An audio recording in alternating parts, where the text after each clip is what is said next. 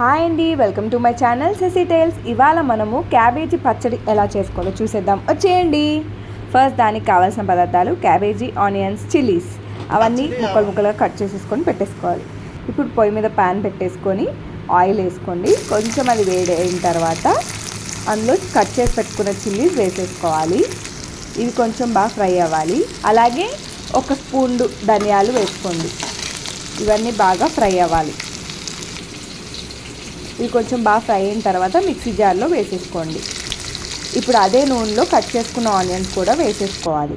ఇవి కూడా కొంచెం సాఫ్ట్ అయ్యే వరకు ఫ్రై చేసుకోవాలి. అవి కొంచెం సాఫ్ట్ అయ్యేలోపు మన మిక్సీ జార్లో కొన్ని వెల్లుల్లి రెబ్బలు కూడా వేసేసుకోండి. అదే జార్లో ఒక స్పూన్ జీలకర్ర కూడా వేసేసుకోవాలి. ఇప్పుడు ఆనియన్స్ కొంచెం ఫ్రై అయిపోయాయి కదా, ఇప్పుడు ఇందులో మనం కట్ చేసుకున్న క్యాబేజ్ కూడా వేసేసుకొని మొత్తం మగ్గించుకోవాలి ఒక 5 minutes అలాగా.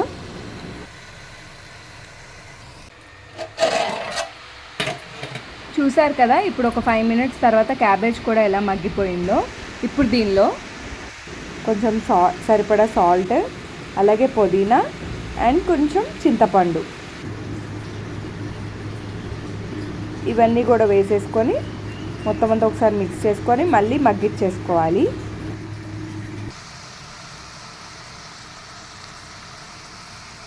ఇది కొంచెం మొత్తం వాటర్ అంతా పోయి మళ్ళీ ఆయిల్ మొత్తం ఫ్రై అయిపోయిన తర్వాత ఇది ఫ్రై అయిపోయేలోపు మనం ఫస్ట్ మిక్సీ జార్లో వేసుకునేవన్నీ కొంచెం ఒకసారి మిక్సీ పట్టేసుకోండి. ఒక రౌండ్ తిప్పేసుకొని పెట్టుకోండి.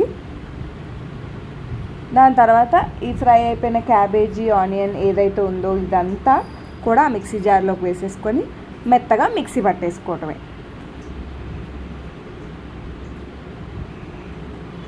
చూసారు కదా ఎలా మెత్తగా పేస్ట్ అయిపోయిందో. ఇప్పుడు దీనికి తాలింపు వేసేసుకోవాలి. ఒక ప్యాన్ పెట్టుకొని ఆయిల్ వేసేసుకొని అన్ని తాలింపు దినుసులు వేసేసుకోవాలి. చాయ్ మినపప్పు, పచ్చిశనగపప్పు, కరివేపాకు, ఎండుమిరపకాయలు, ఇవన్నీ ఆవాలు, జీలకర్ర ఇవన్నీ వేసేసుకొని బాగా వేయించేసుకొని పచ్చడి పైన వేసేసుకోవటమే. అంతే అండి, క్యాబేజీ పచ్చడి రెడీ. మీరు కూడా ట్రై చేసి టేస్ట్ చేసి ఎలా ఉందో కామెంట్ చేయండి. Don't forget to like, share, subscribe to Sesi tales. Thank you.